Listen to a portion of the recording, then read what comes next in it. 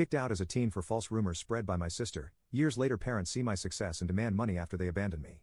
I am a 28-year-old male with a twin sister. Growing up, my twin sister and I experienced very different treatment from our parents. My parents genuinely seemed convinced for some reason that my sister was destined for greatness, while I was the so-called black sheep, just because I was more interested in playing sports or making new friends than studying. They constantly compared us, which was demoralizing and bruised my self-esteem from a young age. As a child, I had to watch my sister have extravagant parties on our birthday with her friends while I was treated like an afterthought. She often had sleepovers with her friends, while I was never even allowed to bring my friends back to our place. To be honest, I loathed every minute of my childhood. The only person in the family who seemed to care about me was my grandfather. When he visited us, he always brought me my favorite chocolates and occasionally slipped a few dollars to me so that I could treat myself later. As the years passed, this blatant favoritism for my twin sister gradually transformed into emotional abuse directed at me. My parents would openly mock my grades and belittle my hobbies. It felt as though no matter how much I tried, I could never meet their expectations of being the perfect child. Although I was good at sports, they barred me from participating in extracurricular activities as they wanted me to concentrate only on studies just like my sister. It was frustrating, and I felt helpless as a child. Later in my sophomore year, I got grounded yet again, and this time, the crime? Having Snapchat on my phone. I had done absolutely nothing wrong except like all teenagers at my age, I had downloaded this app to stay connected with my friends. However, according to my parents, this was a huge crime and a breach of their trust as they had forbidden me from communicating with my friends. They went batshit crazy on me and threw all my stuff around the room. They then took the doors off my hinges and told me that I would have no privacy as long as I lived under their roof. Watching my parents abuse me this way, my twin sister, instead of supporting me, made my life worse. The toxic environment created by our parents' unjust actions allowed her to exploit the situation to her advantage. She adopted a pattern of lying about me, falsely accusing me of things I never did so that she could get away with everything. If she stole something, she'd effortlessly shift the blame to me, and my parents, already inclined to believe the worst about me, readily accepted her lies. She would demean me in front of my friends at school and would make fun of my appearance. Despite this, I had a wide circle of friends at school because I was approachable and open to making connections. My twin, however, struggled socially, and she started to resent that I could talk to people while she felt awkward. This jealousy reached a boiling point during our 14th birthday party when no one showed up for her on her birthday. I have no idea why her friends did that to her, but in stark contrast, my friends took me out for ice cream, and I had an overall wonderful day.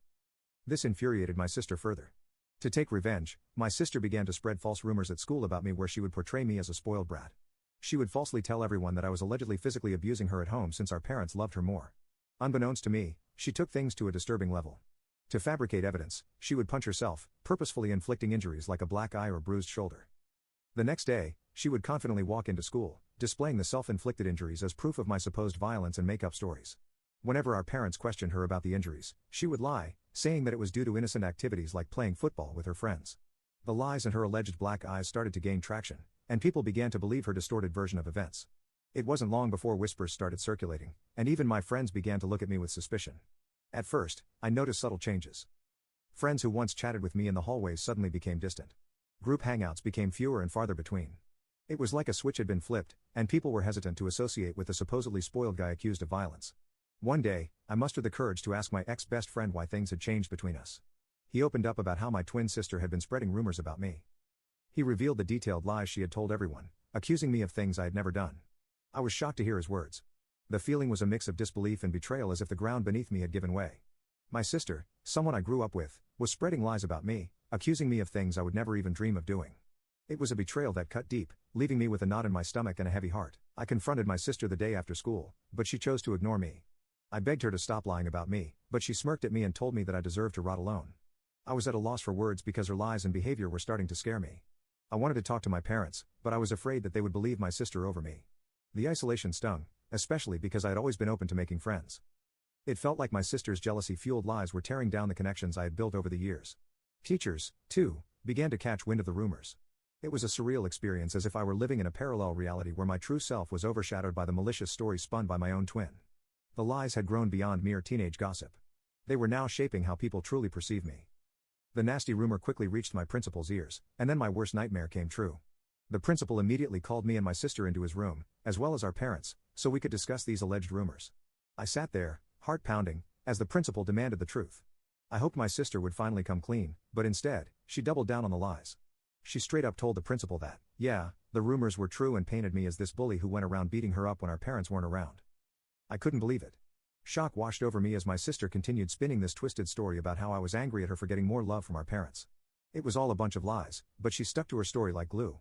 My mom began to cry hearing my sister's story, holding on to my sister like she was some kind of hero. My dad tried to comfort my sister, telling her that it was brave for her to speak up and that he was going to make sure that nothing would ever happen to her after that day. I tried to defend myself, pleading with the principal that it was all made up. I felt like I was drowning in a sea of accusations, desperately trying to swim to the surface. But my sister kept at it, insisting that I was this angry, violent person taking out my frustrations on her every day. My mom's tears kept coming as she held onto my sister, giving me accusing looks. It was like fighting against a wall of belief in my sister's made-up story. My principal reprimanded me strongly, saying the school didn't tolerate bullying and these were grounds to suspend me. I pleaded with him not to suspend me, but he shook his head, saying he couldn't just let it slide. I begged him, tears streaming down my face, trying to tell him that I didn't do anything to my sister. The principal firmly told me that I would be suspended for 10 days so that others see this as an example to never bully anyone. It hit me hard, and I started crying even more, practically begging him to reconsider. My parents, angry and embarrassed by the whole situation, dragged me out of the principal's office. I didn't want to leave. I wanted to plead my case and make them understand, but they were having none of it. We left the school, my heart heavy with frustration and humiliation. When we got home, things took a drastic turn. My dad started packing up my stuff out of the blue. I was shocked, confused, and had no idea what was happening. My mom asked him what he was doing, but he just shouted that he couldn't let me live in the same house as my sister anymore.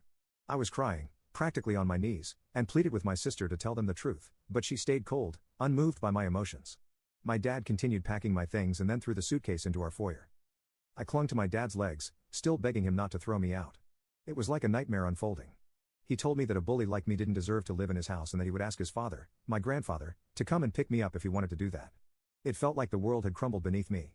I stood there in shock, surrounded by my belongings scattered in the foyer, kicked out of my own home. Eventually, my grandfather did show up. He gathered all my things and helped me place them in the car, helping me into the passenger seat. He made sure I had my seat belt on before walking towards my parents' front door. He rang the doorbell and when my dad opened the door, he started to yell at him for treating me this way. With stern determination, he warned him that if he ever approached me or tried to contact me again, he wouldn't hesitate to involve the police or the CPS since what he had done to a child like me could potentially wind up with him in jail. My mother, attempting to deflect blame, told him that it was my fault. However, my grandfather wasn't having any of it. He stood his ground, defending me, emphasizing that I was just a child who didn't deserve to be treated in such a heartless manner. That was the first time in my life I felt how powerful my grandfather was. He didn't back down to my parents and unlike what they believed, he trusted me. Eventually, we drove away, leaving behind my home, the only place I had ever grown up in. I can't even begin to put into words how indescribable the pain I felt during that time. I remember just crying on the bed and not eating anything despite how much my grandfather urged me to. I told him what my sister had done, and he was shocked as well. He assured me that he believed my side of the story, and I was happy that I at least had one person who had my back. When the 10 days of suspension lifted, the prospect of returning to school felt like stepping back into a lion's den. As I entered the familiar hallways, the faces of my classmates spoke volumes, judgment, whispers, and sidelong glances. The weight of the false accusations continued to linger in the air. Meanwhile, my sister blatantly ignored me and acted like I didn't exist. She had become friends with a few people who believed her side of the story and saw her as the victim of my attacks. No matter how much I tried to tell my side of the story to anyone, it fell on deaf ears. I was an outcast, branded with an unjust label that clung to me like a shadow. No matter where I went, the classroom, the cafeteria, the corridors, the eyes that met mine were filled with disdain and mistrust. I became a loner. I would keep my head down and attend all my classes, have lunch alone in the cafeteria, and would straight go back home. I had no friends and it felt like everyone pretty much didn't want me there. Throughout all this, my parents never once called to check up on me. My grandfather would constantly remind me that this was not my fault and that life would eventually be okay. I graduated high school with good grades and was looking forward to college where hopefully I would have a better life. It was only when I went away to college that I first experienced what freedom felt like for the first time. No one was watching over my shoulders, no one was comparing my grades, and no one was trying to compete with me. I met people and formed friendships with like-minded individuals. Despite the emotional and physical scars I had sustained over the years due to my family and peers, I concentrated on putting it all behind me and enjoying this college experience as much as I could. During this time, I discovered my knack for content writing. I had always been someone who wanted to be a writer, but I wasn't sure if it would be sustainable for a long time. Hence, I decided to ditch my dream. But to earn some side money, I decided to start writing as a freelancer. I signed up on various freelancing sites, which helped me secure jobs from prominent clients. This is how I slowly started building a portfolio of my work. Throughout college, I maintained this side hustle and never asked for a penny from my parents. When I graduated from college, instead of getting a corporate job, I realized that I could pursue content writing as a full-time job.